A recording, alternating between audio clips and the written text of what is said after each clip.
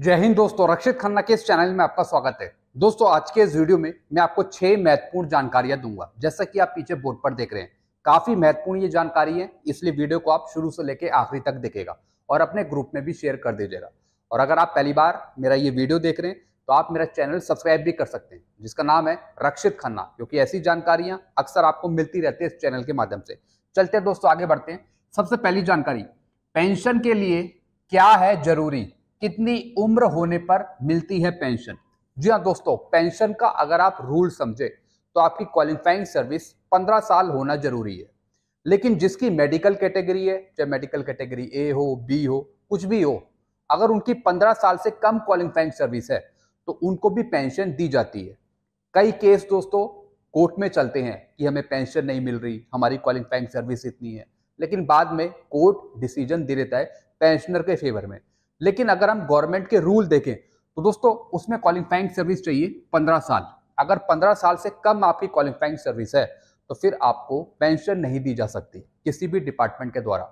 लेकिन डिफेंस की बात करें तो वहां पे मामला कुछ अलग है। डिफेंस के ऐसे कई पेंशनर्स हैं, बहुत से पेंशनर हैं जिनकी 15 साल से कम क्वालिफाइंग सर्विस है और उन्हें भी पेंशन दी जा रही है, लेकिन वो कैटेगरी आती है मेडिकल कैटेगरी में। बाकी जिनकी कोई कैटेगरी नहीं है, नॉर्मल पेंशनर है, तो उनकी तो क्वालिफाइंग सर्विस 15 साल से ऊपर ही है और उनको मिल रही है फिर सीधी पेंशन। चलते हैं दोस्तों अगली जानकारी की तरफ। मई की पेंशन मिलेगी, लेकिन मई में भी कई सर्कुलर का एरियर भी मिला है। जी हाँ दोस्तों, इस वर्ष का एक रूल है, यानी 1 से लेके 20 तारीख तक वो आपको एरियर देता है। अगर पेंशनर ने कोई शिकायत डाल रखी है, आप शुरू के कुछ दिन देखिए, 1 से 10 तारीख के बीच में या फिर 10 से 20 तारीख के बीच में आपको इस वर्ष एरियर देता है। चाहे वो OROP2 का एरियर हो, चाहे वो सर्कुलर 568 का एरियर हो, चाहे वो किसी दूसरे सर्कुलर का एरियर हो, चाहे फिर वो एंट्री लेवल पे का एरियर हो। लेकिन इस वर्ष आपको पेंशन तो बाद में देगा, लेकिन उससे पहले वो आपको एरियर प्रोवाइड करता है और कई बार ये एरियर कुछ दिन में आपको मिलता है। तो दोस्तों, मई की पेंशन तो आपको मिलेगी इस महीने के लास्ट डे में, लेकिन उससे पहले आपको एरियर भी मिला हुआ है। किसी को किसी सर्कुलर का एरियर मिला, किसी को किसी दूसरे सर्कुलर का एरियर मिला। तो दोस्तों, अगर आपको मिला है एरियर मई के महीने में तो आप नीचे कमेंट करिए। और दोस्तों, जो पीक दिन है, जो पीक डे है, इंपॉर्टेंट दिन है इस वर्ष के, वो है 1 से 20 तारीख। 1 से 20 तारीख के बीच में इस वर्ष आपको एरियर प्रोवाइड करता है। तो इसके लिए आपको थोड़ा वेट करना पड़ेगा। जैसे ही 20 तारीख आएगी तो हो सकता है कि आपको किसी दूसरे सर्कुलर का एरियर मिल जाए या फिर 568 का एरियर मिल जाए, जिन पेंशनर ने शिकायत डाल रखी है इस वर्ष पे। चलते हैं दोस्तों अगली जानकारी की तरफ। OROP3 रिवीजन के आंकड़े लेने के लिए PCDA CDA के पास है पूरा डाटा 2023 का।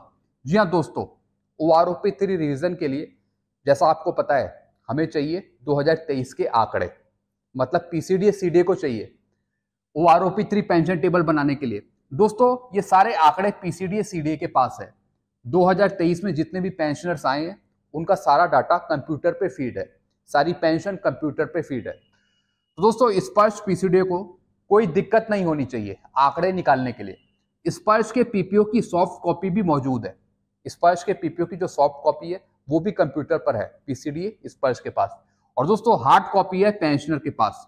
तो किसी भी पेंशनर का इंडिविजुअली PPO निकालने की जरूरत नहीं है PCDA को, डायरेक्टली सारा कुछ PCDA के कंप्यूटर पे फीड है।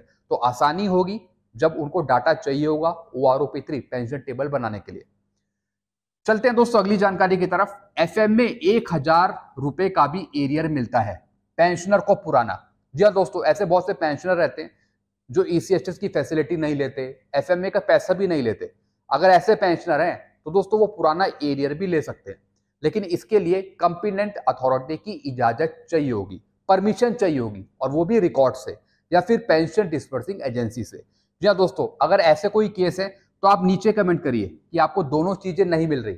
अगर आप FMA का पूरा एरियर लेना चाहते हैं पुराने समय से, पुराने टाइम से, तो वो आपको मिल सकता है।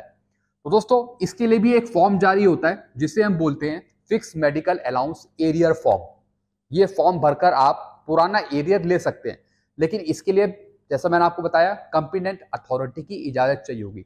इसके लिए आप अपने रिकॉर्ड से भी कांटेक्ट कर सकते हैं, लेकिन ये उसी केस में होगा जो दोनों चीज नहीं ले रहे हो, ना ही FMA का पैसा ले रहे हो, ना ही वो ECHS की फैसिलिटी ले रहे हो। तो पुराना पैसा भी आपको मिल जाता है एफएमए का एरियर के रूप में, फिक्स मेडिकल अलाउंस का। चलते हैं अगली जानकारी की तरफ। सिपाही से हवलदार तक पेंशनर की डिसेबिलिटी है। जी हाँ दोस्तों, सिपाही हो गए, नायक हो गए, हवलदार हो गए, इससे भी आगे रैंक के होते हैं जिनकी डिसेबिलिटी रहती है दोस्तों, उसमें डिसेबिलिटी काउंट है 50%, 75% और 100%। लेकिन कई केस ऐसे हैं जिनकी डिसेबिलिटी पेंशन रिवाइज नहीं हुई है, जैसे मिलनी चाहिए थी हवलदार की, उनको मिल रही है नायक की, या फिर नायक की मिलनी चाहिए थी, उनको मिल रही है सिपाही की।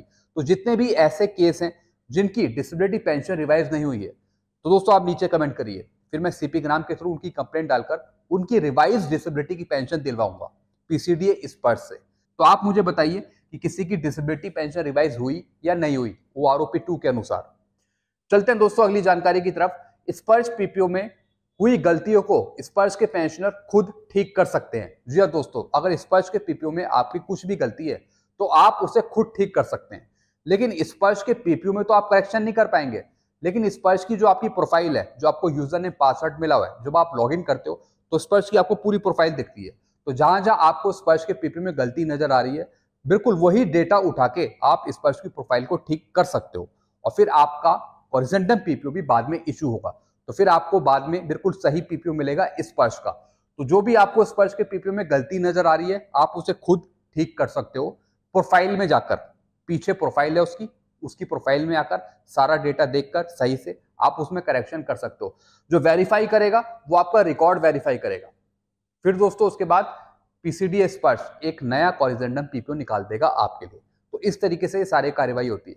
एकदम से नहीं होगा, एकदम से नहीं होगा, ये थोड़ा टाइम लगेगा, इसमें कुछ महीने लग सकते हैं ठीक होने में। तो दोस्तों ये कुछ जानकारियां थी जो मैंने आपको समझाई। आई होप सारी जानकारी आप अच्छे से समझिए होंगे। ऐसी जानकारियां अक्सर आपको मिलती रहती है इस चैनल के माध्यम से।